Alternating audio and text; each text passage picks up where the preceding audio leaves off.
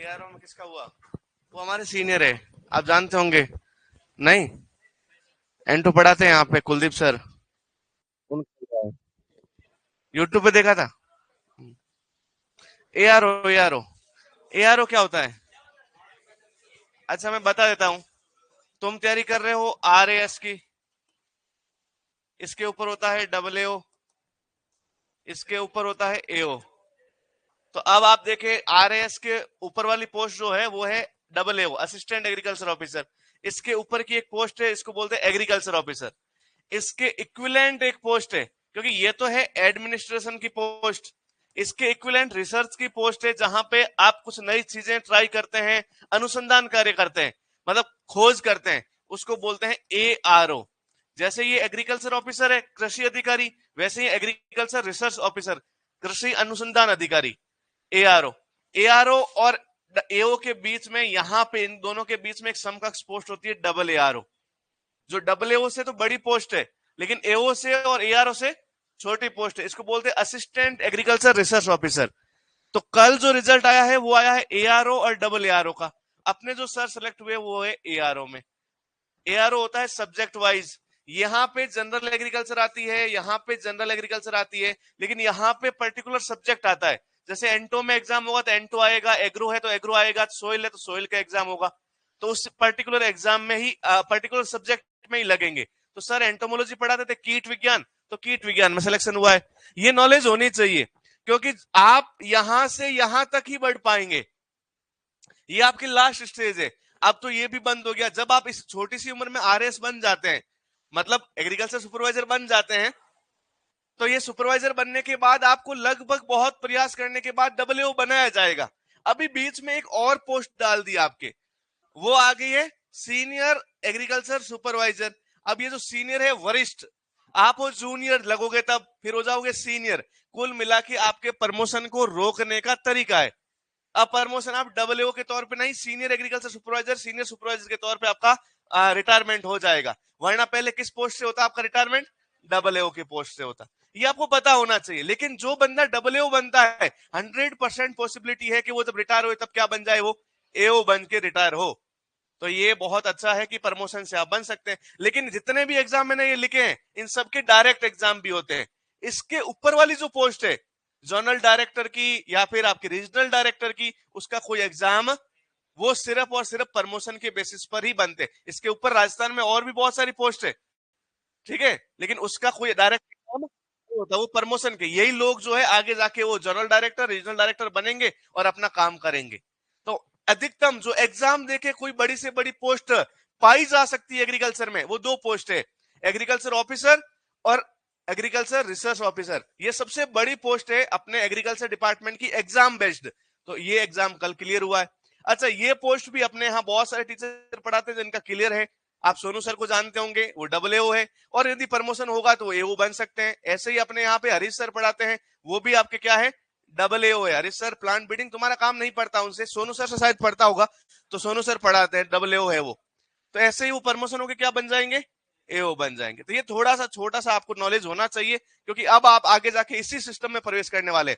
आप पे जो हुकूमत चलाएंगे, आपके ऊपर जो राज करेंगे, आपको जो ऑर्डर देंगे, साहब का कॉल आ गया, आपके जो साहब है वो यही दो टाइप के साहब है, या तो डबलएओ होंगे या फिर एओ। इनसे बना के चलेंगे तो ये वाले साहब खुश रहेंगे, और इनसे नहीं बनेगी तो ये वाले जो साहब है ना, इनके जीवन बड़ा कठिन होने वाला है, क्योंकि इनके जीवन में भी कोई साहब है, और जो साहब है उनके जीवन में भी कोई साहब है।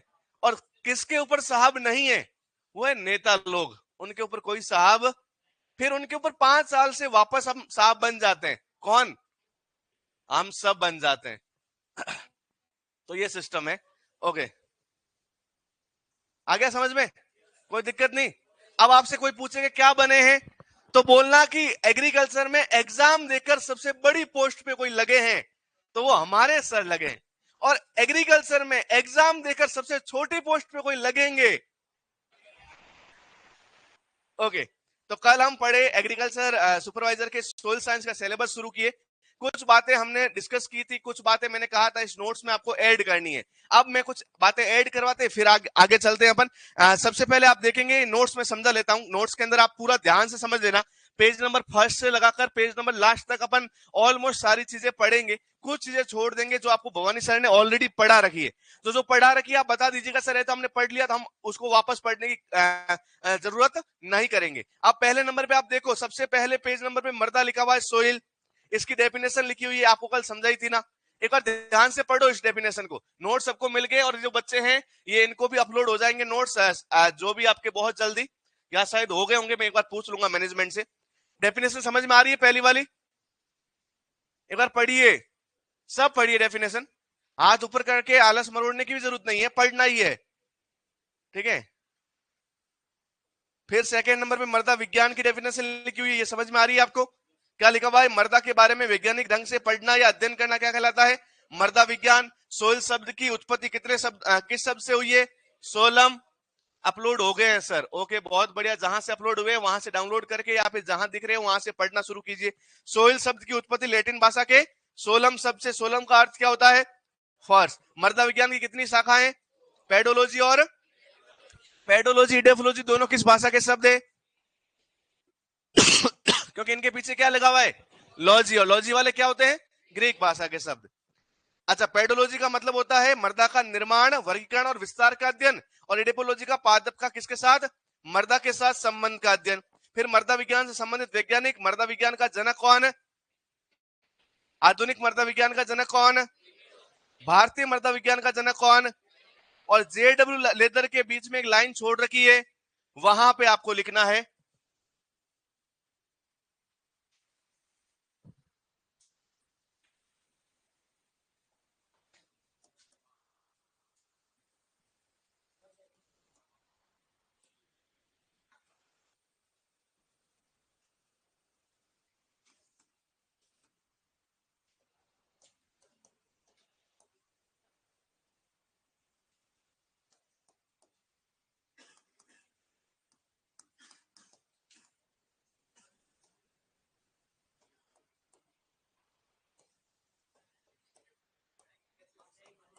वेरी गुड, मुझे पता था एक क्वेश्चन आएगा कि सर उसमें आएगा कैसे, इसलिए तो मैंने बोला था एक कॉपी लेनी है जहां पे 5 से 7 पेज आपको एग्रोनॉमी के लास्ट में लिख लेना है, और वहां पे ये बातें लिखता जाना है। आपको पता चले कि मैं इतना छोटा नहीं लिख सकता इस नोट्स में, तो आप अलग से कोई कॉपी निकालिए और वहां पे लिखना शुरू कीजिए कि जेडब्ल्यू लेदर ने,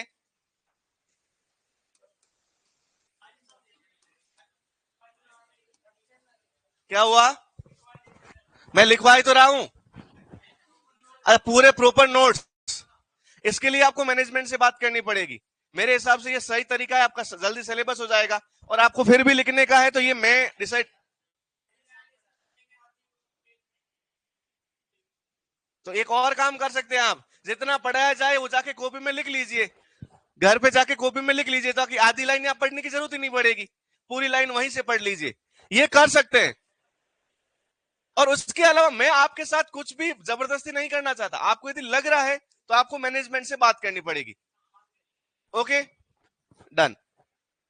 तो जेडब्ल्यू लेदर ने यूपी की सोडी की क्षारीय मृदाओं के सुधार के लिए किसका प्रयोग किया? जिप्सम का। What is the formula of gypsum? CaSO for dot 2H2O. What is the calcium percentage in gypsum and sulfur in gypsum? 23.5% and 18.6%। ये 29 वाली बात जो है वो है सिर्फ कैल्शियम सल्फेट में। .2H2 आते ही आपका जो सल्फर है और कैल्शियम है दोनों ही क्या हो जाएंगे? कम हो जाएंगे। तो ये 29 वाली बात भी याद रख सकते हो, लेकिन सिर्फ किसमें? कैल्शियम सल्फेट के अंदर है 29। यहाँ क्या है? 2H2 है, तो थोड़ा कैल्शियम कम हो जाएगा।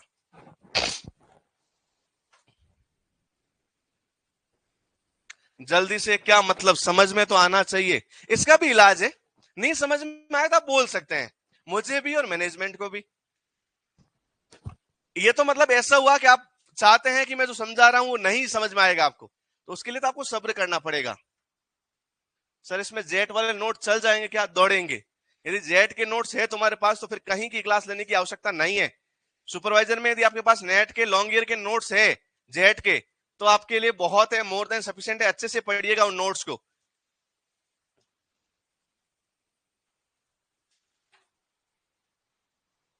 और ये जेडब्ल्यू लेदर कौन है? भारतीय मृदा विज्ञान के जनक और भारतीय कृषि रसायन के जनक। ओके,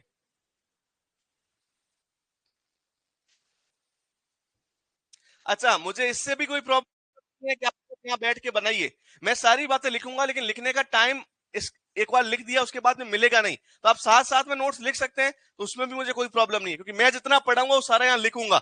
एक भी बात ऐसे बोल के नहीं छोड़ दी कि बोल दी अब लिखवाएंगे नहीं, जितना कल मैंने पढ़ाया सब लिखवाया है, समझ रहे हैं, तो और भी लिखवाएंगे। ये तो आपके ऊपर है कि आप नोट्स लिखना चाहते हैं, टाइम है तो लिख लीजिए, नहीं आप मैनेज कर पा रहे तो आपको नोट्स भी प्रिंटेड मिल गए, लेकिन मैं बोल के कुछ लिखवाऊंगा नहीं या उसका वक्त नहीं दूंगा, बस इतनी सी बात है। आगे बात समझ में? तो ये जितने भी बच्चे ऑनलाइन वाले इनको तो टेंशन लेनी भी नहीं है, क्योंकि ऑनलाइन पे तो नोट्स अपलोड होते हैं, पूरा बोर्ड वाला जो नोट्स है आपके पैनल पीडीएफ है वो तो अपलोड होती है, तो वहां से देख भी सकते हैं। ओके, ये लिख लिया? ये समझ में आया आपको कि जेडब्ल्यू लेदर नाम का एक आदमी, हम ये नहीं समझ में आया तो मतलब बहुत आप टैलेंटेड लोग हैं।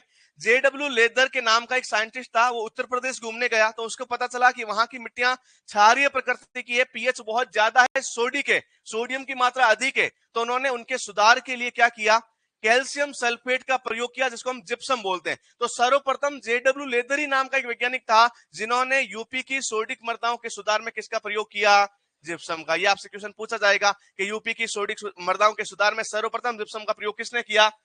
और जेडब्ल्यू लेदर को हम क्या बोलते हैं, मृदा विज्ञान और कृषि रसायन का जनक। कहां पे, मृदा विज्ञान भी और कृषि रसायन भी, लेकिन ये दोनों ही कहां पे, भारत में, इंडिया में। ये जेडब्ल्यू लेदर नाम के। हाँ, लिबिक भी लिखेंगे। क्या है? हाँ, ये कैल्शियम है, कैल्शियम, कैल्शियम सल्फेट के अंदर। लिख लिया? ओके, अब हम बात करते हैं एक साइंटिस्ट और वे, जेवी लिबिग। आप मेरे से ऐसा उम्मीद कर रहे हैं कि मैं मशीन हूं, तो फिर आप गलत कर रहे हैं। तो आप थोड़ा सा सब्र रखना, हो सकता है मैं एक लाइन पहले पढ़ा दूं या एक लाइन बाद पढ़ा दूं। अब तुम क्या सारे जज बन गए हो, क्योंकि तुम्हें रिजल्ट मैंने पहले ही सुना दिया है, तुम्हें मूवी का एंड पॉइंट पता है, कंक्लूजन पता है, बाहुबली को किसने मारा तुम्हें पता है, कटप्पा ने मारा है। तो अब तुम बार बार डायरेक्टर के कान में जाके बोलोगे, अरे डायरेक्टर तुम ही नहीं रहा कटप्पा को या बाहुबली को।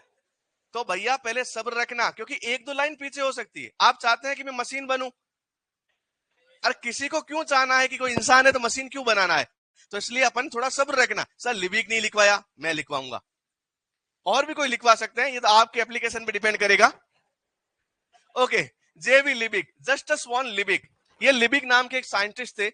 इन्होंने, लिबिक ने सबसे पहले पूरे के पूरे विश्व के अंदर ये बताया कि पौधों को जिंदा रहने के लिए पोषक तत्व चाहिए। पौधों को जिंदा रहने के लिए क्या चाहिए? उससे पहले लोग मानते थे कि पौधों को सिर्फ पानी चाहिए, पौधों को सिर्फ हवा चाहिए, पौधों को सिर्फ ऑक्सीजन चाहिए, लेकिन पोषक तत्वों की बात किसी ने नहीं बताई। तो सबसे पहले जेवी लिबिक ने कहा था कि पौधों को जिंदा रहने के लिए क्या चाहिए? पोषक तत्व। और फिर उन्होंने कहा था कि पोषक तत्व जो है हम रसायन के तौर पे, फर्टिलाइजर के तौर पे, उर्वरक के तौर पर दे भी सकते हैं। हमेशा मृदा देगी जरूर नहीं, हम बाहर से भी दे सकते हैं। और बाहर से पोषक तत्व को देना क्या कहलाता है? उर्वरक। उर्वरक कहलाता है ना, उर्वरक, जिसको हम क्या बोलते हैं इंग्लिश में? फर्टिलाइजर। और इसीलिए याद रखना, इनको उर्वरक रसायन का भी जनक कहते हैं। क्या कहते हैं? उर्वरक रसायन। और आप सभी को पता है उर्वरक जो होते हैं वो कृषि के अंदर, एग्रीकल्चर के अंदर रसायन का काम करते हैं, केमिकल्स का काम करते हैं, और इसीलिए इनको विश्व में किसका जनक कहते हैं? कृषि रसायन का जनक कहते हैं। किसका जनक कहते हैं? कृषि रसायन का जनक। तो दो बातें आपको इनसे संबंधित याद रखना है, उर्वरक रसायन के जनक कौन? जेवी लिबिक। कृषि रसायन के जनक कौन? जेवी लिबिक। और जेवी लिबिक ने एक सिद्धांत दिया था, उस सिद्धांत का नाम है न्यूनता का सिद्धांत। किसका सिद्धांत? न्यूनता का सिद्धांत। तीनों बातें जेवी लिबिक के साथ ही लिख लो, कॉपी में लिखो तो कॉपी में, वरना नोट्स के अंदर। एक बात तो लिखी हुई है कृषि रसायन के जनक, लेकिन उर्वरक रसायन के जनक भी कौन? जेवी लिबिक। और आपके न्यूनता का सिद्धांत भी किसने दिया? जेवी लिबिक, जस्टस वॉन लिबिक। कहां के थे? ये भी इंग्लैंड के थे। कहां के थे? इंग्लैंड के।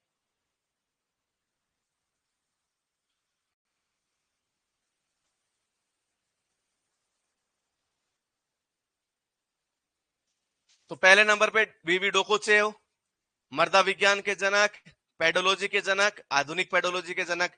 जेवी लिबिक कृषि रसायन के जनक विश्व में, मृदा उर्वरक रसायन के जनक विश्व में, और न्यूनता का सिद्धांत। जेडब्ल्यू लेदर भारत में मृदा विज्ञान के जनक, भारत में कृषि रसायन के जनक, और इन्होंने यूपी की सोडिक मृदाओं के सुधार के लिए किसका प्रयोग किया? जिप्सम का। जिप्सम में 23 से 24% कैल्शियम और आपका 18.6% क्या है? सल्फर है। कैल्शियम सल्फेट पूछ ले तो याद रखना उसमें 29% क्या होता है? कैल्शियम होता है। ओके, अब इसके बाद में एक साइंटिस्ट है, क्या नाम है? ये जो एमएल लिखा हुआ है इसको एमएल नहीं एमिल लिखना है। क्या लिखना है? एमिल। एमिल ट्रग, क्या नाम है इसका? एमिल। ये एमएल नहीं है मांगीलाल, नाम क्या है? एमिल ट्रग। कहा, क्या नाम है? एमिल ट्रग। और एमिल ट्रग क्या है पता है आपको? ये है मृदा जांच के जनक। मृदा जांच क्या होती है भैया? सोइल सोइल टेस्टिंग के फादर है। Soil testing. सोइल टेस्टिंग क्या होती है भैया? मृदा की जांच तो हिंदी में कहते हैं। क्या होता है? जांच कैसे करते हैं? अच्छा, आपको कभी बुखार आया तो आपने रिपोर्ट करवाई है किसी की? आपने ब्लड टेस्ट करवाया होगा, यूरिन टेस्ट करवाया होगा, बहुत बार आप आपके अंदर की जितनी स्ट्रक्चर है उसके लिए आप एक्सरे करवाते हैं, आप सोनोग्राफी करवाते हैं। तो ये सारी क्या है? जांच है, टेस्ट है, जो आपको डॉक्टर लिख के देता है ताकि आप में कुछ कमी है या कुछ अधिकता है तो पता चल जाए। तो मिट्टी में भी ऐसे ही कोई पोषक तत्व कम है या पोषक तत्व अधिक है तो उसके लिए अपने को क्या करनी पड़ेगी? जांच। मिट्टी की जांच को हम क्या बोलते हैं? मृदा जांच। जैसे पीएच की जांच, ईसी की, नाइट्रोजन की, फास्फोरस की, पोटेशियम की, कैल्शियम की, मैग्नीशियम की, इनकी सबकी जांच करना क्या कहलाता है? मृदा जांच। कौन है फादर? एमिल ट्रग है। कौन है? और कोई वैज्ञानिक रह गए क्या? नहीं रहे। आगे बढ़े। अच्छा, एक बार वैज्ञानिक कंप्लीट हो जाए तो हम उसके बाद में पढ़ते हैं संस्थान। क्या पढ़ते हैं? कि मृदा विज्ञान जो सब्जेक्ट हम पढ़ रहे हैं, इस सब्जेक्ट से रिलेटेड और कौन कौन से संस्थान है। तो हम पूरे भारत के अंदर ऐसे संस्थान के बारे में पढ़ेंगे जो संस्थान किससे रिलेटेड है? मृदा विज्ञान से रिलेटेड है। एक संस्थान है, यदि हम संस्थानों की बात करें मृदा विज्ञान से रिलेटेड संस्थान को इंग्लिश में क्या कहते हैं? इंस्टीट्यूट कहते हैं। संस्थान या इंस्टीट्यूट की बात हम करें तो पूरे भारत में मृदा विज्ञान को संपूर्ण रूप से समर्पित, कि वो सिर्फ और सिर्फ, जैसे आप देखेंगे ना, न्यूनता का सिद्धांत क्या है? मेरे हिसाब से तो आपके जरूरत की काम की चीज नहीं है, लेकिन फिर भी बता देते हैं। न्यूनता का सिद्धांत का मतलब होता है कि हमें लगता है कि हमारे जीवन में उसका महत्व ज्यादा है जो अधिक मात्रा में है। हमें लगता है कि हमारे जीवन में उसका महत्व ज्यादा है जो अधिक मात्रा में। ऐसा नहीं है। हमारे जीवन में इंपॉर्टेंस उसकी ज्यादा है जो कम मात्रा में। जो क्या है? जैसे अभी आपके पास ज्ञान कम है तो महत्व ज्यादा है, पढ़ने आ रहे हो पैसे देकर। फिर आपको पता चलेगा पैसों की बहुत ज्यादा महत्व है, पैसे कम है तो आप कमाओगे ताकि पैसे बढ़े। धीरे धीरे आपको पता चलेगा आपके पास पैसे हैं लेकिन स्वास्थ्य नहीं है, तो फिर आप स्वास्थ्य के लिए वापस क्या खर्च कर लोगे? पैसे खर्च कर लोगे। तो जो चीजें अपने पास कम है, कभी पढ़ाई कम थी अपने पास, कभी अपने पास पैसे कम थे, कभी अपने पास हेल्थ कम थी, जो कम थी वो हमेशा अपने ध्यान में रहेगी। जो ज्यादा होता है वो ध्यान में नहीं रहता। इसी को बोलते हैं कम के ऊपर ध्यान देना ही क्या कहलाता है? न्यूनता का सिद्धांत। किसका सिद्धांत? तो जेवी लिबिक ने कहा था कि पौधे की वृद्धि और विकास उस पोषक तत्वों पर निर्भर करती है जो मृदा में सबसे कम है, ना कि सबसे ज्यादा है। बस ये न्यूनता का सिद्धांत है। ओके, संस्थान की हम बात करें तो एक, जैसे हम बोले रॉयल इंस्टीट्यूट ऑफ एग्रीकल्चर की बात करें, रॉयल इंस्टीट्यूट ऑफ कॉम्पिटिशन की बात करें, तो आपको जब भी रॉयल का नाम याद आएगा, राजस्थान के किसी भी कोने में बैठे आपको पता चलेगा अरे यार वो तो सबसे बेस्ट इंस्टीट्यूट है एग्रीकल्चर का। समझ रहे हैं? ऐसे ही आपको जब भी आरसी की बात आएगी, यार एक इंस्टीट्यूट है जहां कॉलेज लेवल की पढ़ाई होती है और जो किससे रिलेटेड है? एग्रीकल्चर से। लेकिन एम्स का नाम आते ही आपको एग्रीकल्चर याद आएगी क्या? नहीं, वो किससे समर्पित है? मेडिकल से। आईआईटी का ध्यान आते ही आपको मेडिकल याद, फिर आपको याद आएगा इंजीनियरिंग की कॉलेज है कोई। ऐसे ही एक कॉलेज या एक इंस्टीट्यूट या एक संस्थान ऐसा है जो सिर्फ और सिर्फ किसकी पढ़ाई या किसके बारे में पढ़ता है? सोइल के बारे में। उसका नाम है IISS। क्या नाम है? IISS। और ये IISS जो है इसका फुल फॉर्म है भारतीय मृदा विज्ञान संस्थान। क्या नाम है? भारतीय मृदा विज्ञान संस्थान।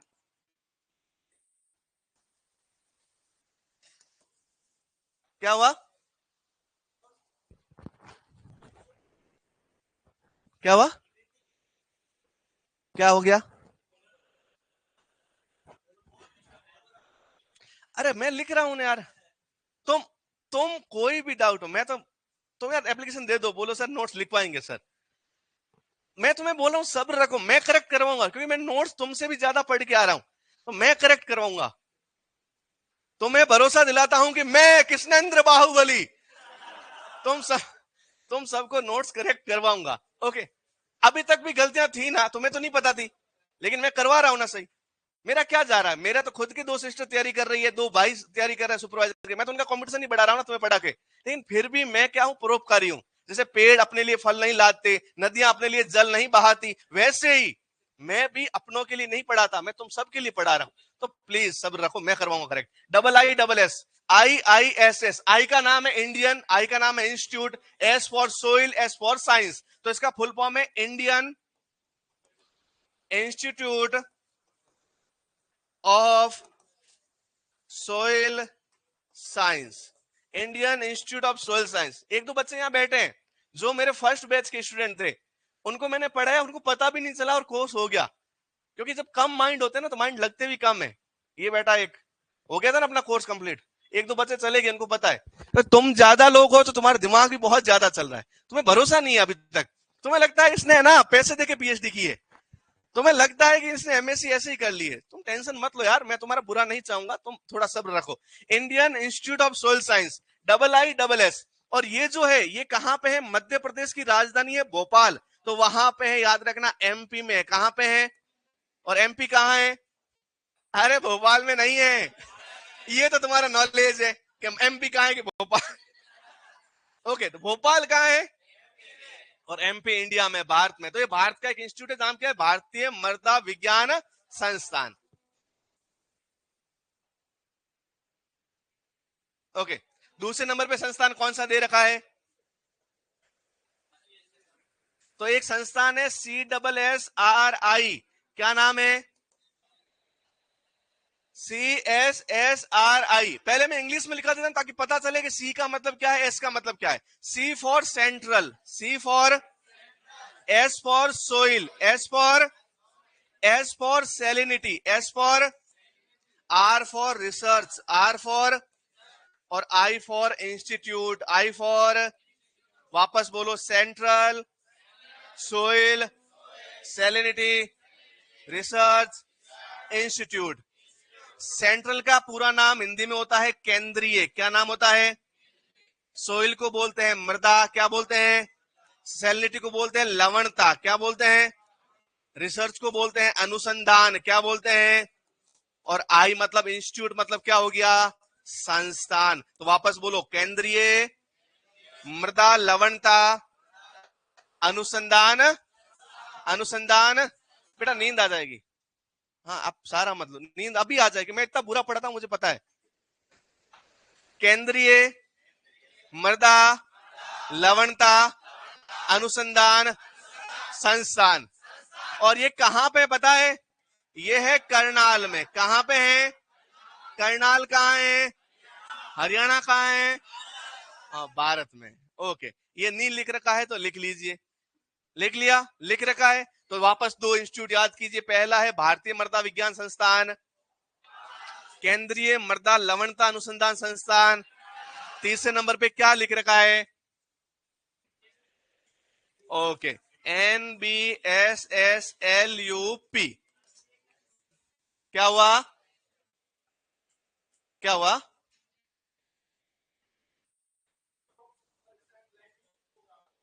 अभी इसका बता दो क्या बात, अरे गलत है, अरे मत बजाओ ताली, गलत याद कर लेगा छोरा, लेकिन प्रयास बहुत अच्छा था। ओके, अब मैं एक बात बताऊं कि ये NBSS एंड लिखा होगा यहां पे, तो एंड नहीं भी लिखो तो चलेगा, यहां पे ऐसा लिखा होगा ऐसा, तो ऐसा नहीं भी लिखोगे तो चलेगा। तुम तो बातें लेके बैठ जाते हो, भरोसा फिर भी नहीं कर रहे हो। रुको 2 मिनट, NBSSLUP पूरा नाम पढ़ेंगे तो समझ में आ जाएगा। NBSSLUP, सबसे पहले एन है, इंग्लिश में N for national, N for national. B, B का मतलब है ब्यूरो, बी का मतलब क्या है,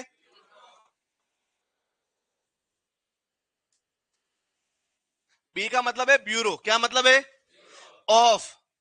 एस का मतलब है सोइल, एस का मतलब क्या है, लेकिन दूसरे एस का मतलब साइंस इस एस का मतलब है सर्वे, क्या मतलब है? फिर इसके बीच में आएगा एंड, वो ही एंड यहां आया हुआ था।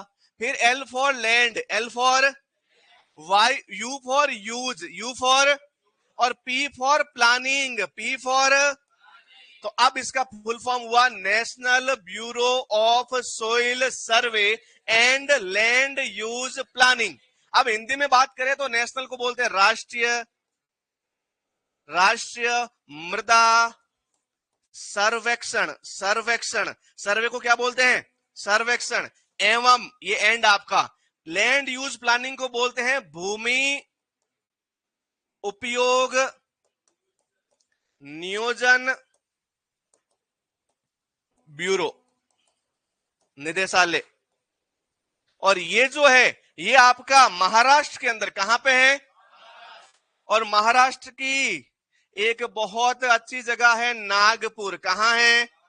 और नागपुर के अंदर है, महाराष्ट्र के अंदर इसका हेडक्वार्टर। वापस याद रखो, राष्ट्रीय मृदा सर्वेक्षण एवं भूमि उपयोग नियोजन ब्यूरो, ब्यूरो को हिंदी में बोलते हैं निदेशालय, क्या बोलते हैं?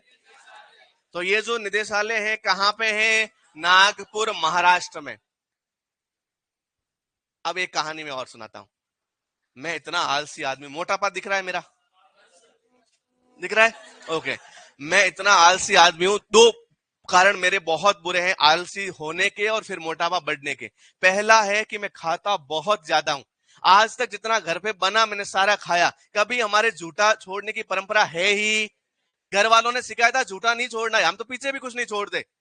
तो इसका मतलब है खाता बहुत। दूसरी बात, मुझे एक बीमारी है कि मैं उबासी देख के नींद आ जाती है। इतनी ज्यादा भयंकर बीमारी है कि मैं बहुत बार क्लास में पढ़ाते पढ़ाते सो जाता हूं और फिर मैं गलत लिखवा देता हूं। बहुत बार नींद में भी पढ़ाता हूं। और ये जो बीमारी है ये है उबासी की वजह से। किसकी वजह से? तो उबासी सबको आती है, आप में से बहुत सारे लोगों को आती होगी, लेकिन ये उबासी कोई अमीरी थोड़ी है तो सबको बतानी है। इसका शोक करना जरूर थोड़ी है क्या कि उबासी आ रही देखो नहीं। तो उबासी आपको छुपके से लेनी होती है, उबासी बतानी। अभी जिसने ली मैं उसका नाम नहीं लूंगा क्योंकि तुम सब उस पर हंसोगे, लेकिन वो जो भी है वो समझ जाए कि उबासी अपने को सामने। दो नुकसान है, बेचारे सर को बीमारी भी है और सर को बीमारी से नुकसान तुम्हें है क्योंकि सर क्या लिखा देंगे? गलत। तो प्लीज ऑनलाइन वाले भी उबासी छुप के लीजिएगा, मुझे कैमरे में दिखनी नहीं चाहिए, समझ गए? लेकिन मैं तेरा बहुत अच्छा दोस्त हूं, मैंने तेरा नाम सबके सामने आउट, तो इसके लिए तू मुझे हमेशा थैंक्स बोलता रहेगा। वो लड़का खुश हो गया। ओके, अब वापस याद करो, national bureau of soil survey and land use planning Hindi में क्या बोलते हैं? राष्ट्रीय मृदा ब्यूरो को हिंदी में कहां पे है? कहां पे है? महाराष्ट्र। इस महाराष्ट्र वाला ये संस्थान था ना, जब संस्थान बहुत बड़ा हो जाता है तो वो अपनी ब्रांच खोल देता है क्योंकि वो काम नहीं कर पाता। ये संस्थान बहुत बड़ा संस्थान है तो इसने अपनी पूरे भारत में 5-6 ब्रांच खोली। तो एक ब्रांच उन्होंने वेस्टर्न इंडिया को दी कि पश्चिमी भाई भारत जो है उसको दे देते हैं। तो ये जो बड़ौदा वाले लोग हैं, अहमदाबाद वाले, गुजरात वाले, उस ब्रांच को वहां ले गए थे। लेकिन फिर पता चला राजस्थान वाले बड़े शातिर, तो उदयपुर के कुछ लोग गए और उस ब्रांच को वहां से उठा के कहां ले आए? उदयपुर में। तो अब ये ब्रांच कहां पे है? तो ब्यूरो की एक ब्रांच कहां पे है? उदयपुर में। ऐसी ब्रांच को बोलते हैं क्षेत्रीय कार्यालय। कौन सा? क्षेत्रीय कार्यालय, रीजनल स्टेशन। कौन सा स्टेशन? रीजनल सेंटर, क्षेत्रीय कार्यालय। और इसका जो रीजनल स्टेशन है एनबीएसएस एलयूपी ब्यूरो का, वो अपना कहां पे? राजस्थान में, उदयपुर में। कहां पे है? उदयपुर, राजस्थान में। आपसे पूछा जा सकता है कि national bureau of soil survey and land use planning का एक रीजनल स्टेशन राजस्थान के किस शहर में स्थित है?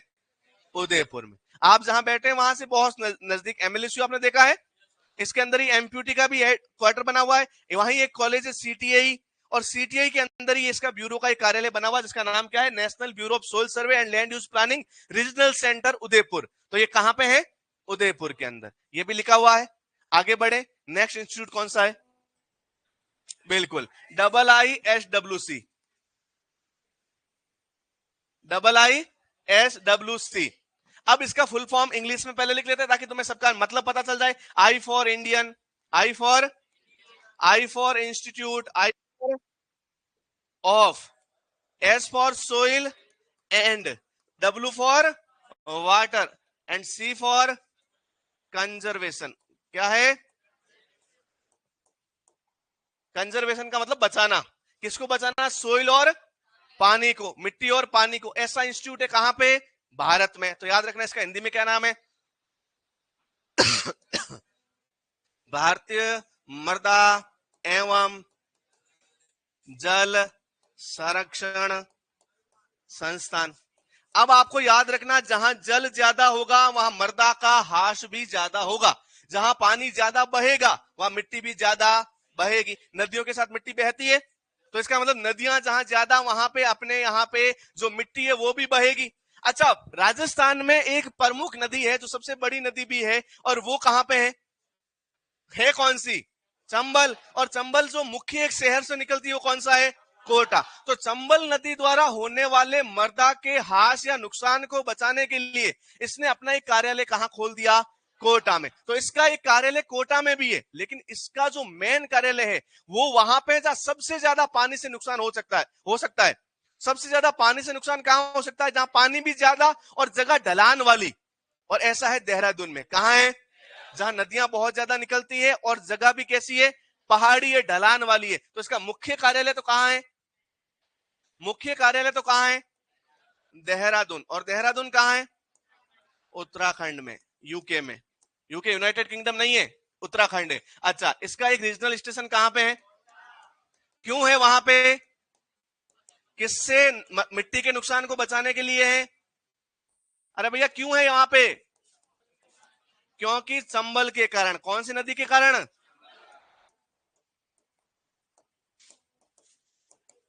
ये लिख लीजिए, चंबल नदी के कारण। ये नहीं लिखा हुआ है।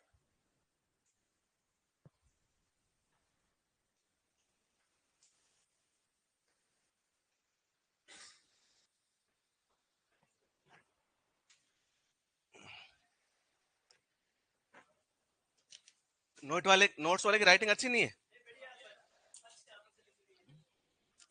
अरे यार, उस बेचारे ने मेहनत करके गया, जो भी थैंक्स बोलो ना, उसकी बुराई अपन बाद में कर लेंगे। क्यों? तुम्हें कैसे पता चलता राइटिंग देखे? हार्ड थे एक सॉफ्ट थे हाथ? कितना भाई एक्सपीरियंस है। ये लिख लिया? भारतीय मृदा एवं जल संरक्षण संस्थान कहाँ है? क्षेत्रीय कार्यालय। और कोई संस्थान है क्या? नहीं है। दो संस्थान मैं मेरी तरफ से लिखवा दूं। और एक याद रखना, काजरी पूछा जा सकता है। काजरी कहाँ है? जोधपुर में। एक आपको याद रखना है, वो है इंडियन इंस्टीट्यूट, नहीं, central institute of agriculture engineering. क्या याद रखना है? Central institute of agriculture engineering, केंद्रीय कृषि अभियांत्रिकी संस्थान। और ये भी कहां पे है पता है? भोपाल में। भोपाल में और कौन सा संस्थान है? IISS। दोनों ही संस्थान याद रखना, क्योंकि ये तो सब रट के जाते हैं, ये वाला रटना भूल जाते हैं, और ये वाला एग्जाम में पूछा जाएगा। क्या है इसका फुल फॉर्म? केंद्रीय कृषि अभियांत्रिकी संस्थान। इन दोनों को सिस्टर संस्थान भी कहते हैं, एक दूसरे के आसपास रहती है, बहन है एक दूसरे की। ठीक है, तो ये एक दूसरे के आसपास है, याद रखना। Central institute of agriculture engineering.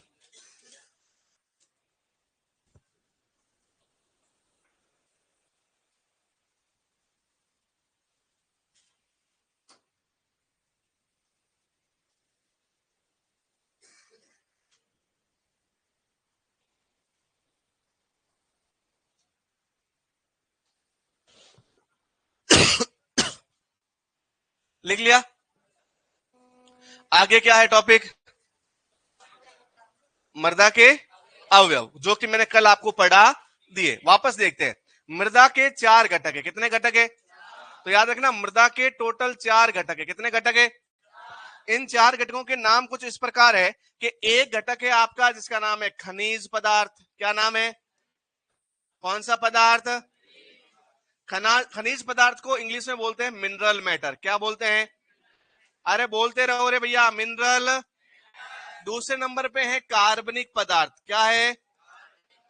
मृदा के कितने अवयव? पहले नंबर पे। दूसरे नंबर पे कार्बनिक पदार्थ को इंग्लिश में क्या कहते हैं? Organic matter. तीसरे नंबर पे एक पदार्थ है जिसका नाम है जल। क्या नाम है?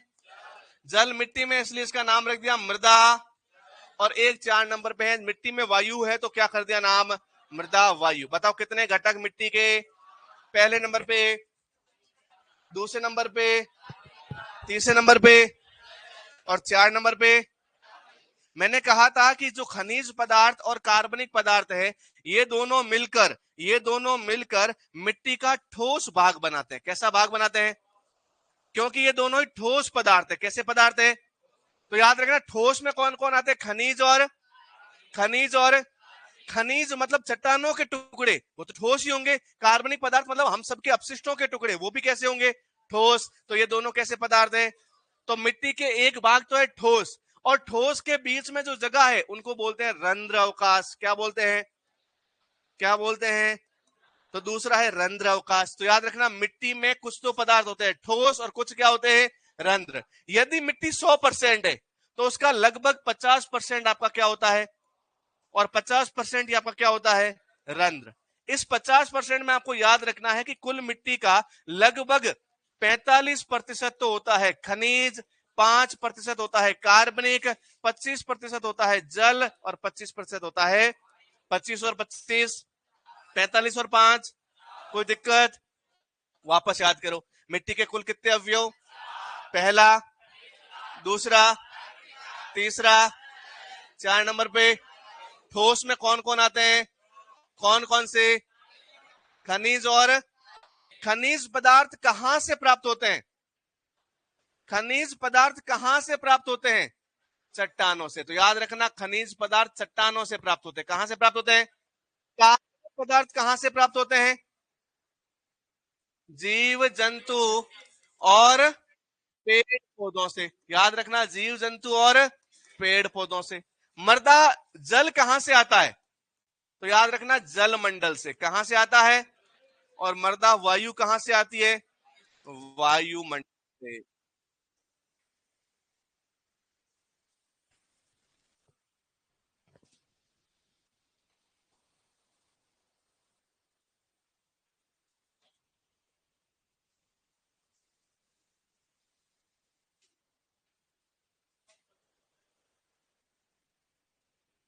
आपसे मैंने 2 बार सोशल साइंस पढ़ ली है, तो अब बंद कर। तो बस समझ जाना कि पढ़ने से कोई फायदा नहीं है, क्योंकि इसको पढ़ाना आता नहीं है। 2 बार पढ़ ली और पढ़ने की जरूरत पड़ रही है, मतलब कहीं और से पढ़ने की जरूरत है भाई।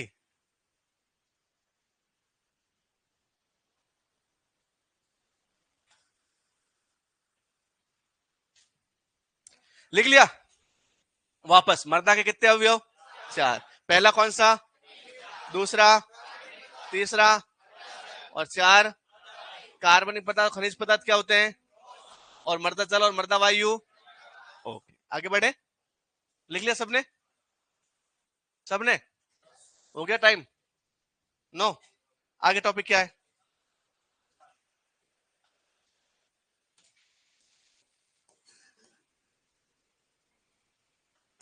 इंग्लिश में क्या बोलते हैं खनिज पदार्थों को? मिनरल वाटर, नहीं मैटर। मिनरल वाटर कौन सा होता है? हाँ तो मैटर कर दो रे। हाँ, मैं उठक बैठक निकालू? यस, मैटर कर दो। खनिज पदार्थ। क्या हो गया? मैं तुम्हारे नोट्स किसी रोज लास्ट क्लास में चेक करूंगा, फिर मैं बताऊंगा कि तुमने क्या क्या लिखा है। ठीक है? तुमने क्या क्या लिखा, क्योंकि तुम में से ही कोई था वो। 100% परफेक्ट तो कोई होता ही नहीं है भाई। खनिज पदार्थ, मिनरल मैटर। खनिज पदार्थ पूरी मृदा का सबसे मुख्य भाग है। क्या है? सबसे मुख्य। और ऑलमोस्ट कितना प्रतिशत है? 45%। खनिज पदार्थ मिट्टी में कहां से आते हैं? तो याद रखना, चट्टानों से आते हैं। जो चट्टाने हैं, इन चट्टानों में क्या होता है? तोड़ फोड़ होती है। क्या होती है? ये जो चट्टान है, चट्टाने इंग्लिश में क्या कहलाती है? रॉक्स। ये रॉक्स आपस में टूटती है, क्या होती है? रॉक्स क्या होती है? क्या हो रहा है? रॉक्स टूटती है। रॉक्स का टूटना क्या कहलाता है? अपक्षय कहलाता है। क्या कहलाता है? रॉक्स टूट के अपक्षय करेगी तो बनेंगे पैतृक पदार्थ। क्या बनेंगे? क्या बनेंगे? और ये पैतृक पदार्थ जो है, ये जब आगे जाके क्या बदल जाएंगे? मृदा में, जिसको हम क्या बोलते हैं? सोइल। तो याद रखना, चट्टानों के टूट कर अपक्षय होने से क्या बनते हैं? और पैतृक पदार्थों से क्या बनते हैं? मृदा बनती है। क्या बनती है? मृदा या सोइल बनती है। ये जो चट्टाने हैं, ये चट्टाने 3 प्रकार की है। कितने प्रकार की है? ये चट्टाने कितने प्रकार की है? एक है आग्नेय, कौन सी है? दूसरी है अवसादी, दूसरी कौन सी है? और तीसरी है आपकी रूपांतरित, कौन सी है? तो याद रखना, चट्टाने कितने प्रकार की? पहले नंबर पे, दूसरे नंबर पे, तीसरे नंबर पे। और आग्नेय चट्टाने वापस 2 प्रकार की, एक है अम्लीय और एक है क्षारीय। अम्लीय का उदाहरण याद रखना है आपको, कौन सा? ग्रेनाइट। क्या याद रखोगे? और क्षारीय का याद रखना है बेसाल्ट। क्या याद रखोगे? ग्रेनाइट से बनने वाली जो मृदा होती है वो कम उर्वर होती है। कौन सी उर्वर होती है? और जो बेसाल्ट से बनती है वो कैसी होती है? अधिक उर्वर मृदा बनती है, काली मृदा बनती है। कैसी मृदा बनती है? काली मृदा। वापस देखिए, खनिज पदार्थों का निर्माण किससे? चट्टानों का टूटना क्या कहलाता है? किसमें बदलेंगे? पैतृक पदार्थों से। क्या बनेगी? ये जो चट्टाने होती है कितने प्रकार की? पहले नंबर पे, दूसरी, तीसरी। आग्नेय चट्टाने कितने प्रकार की? अम्लीय और अम्लीय का उदाहरण, क्षारीय का उदाहरण। अम्लीय ग्रेनाइट से बनने वाली मृदाएं कैसी? और क्षारीय बेसाल्ट से बनने वाली मृदाएं कैसी? और अधिक उर्वर मृदा का उदाहरण है काली मृदा। कौन सी मृदा? काली मृदा भारत में तो पाई जाती है महाराष्ट्र में, और राजस्थान में पाई जाती है हाड़ौती क्षेत्र में। कहां पे? और इसी के साथ आज का हम चैप्टर क्या करते हैं? क्लोज। कल पढ़ेंगे। और ओके, आया समझ में? ठीक है, जितना आया बढ़िया।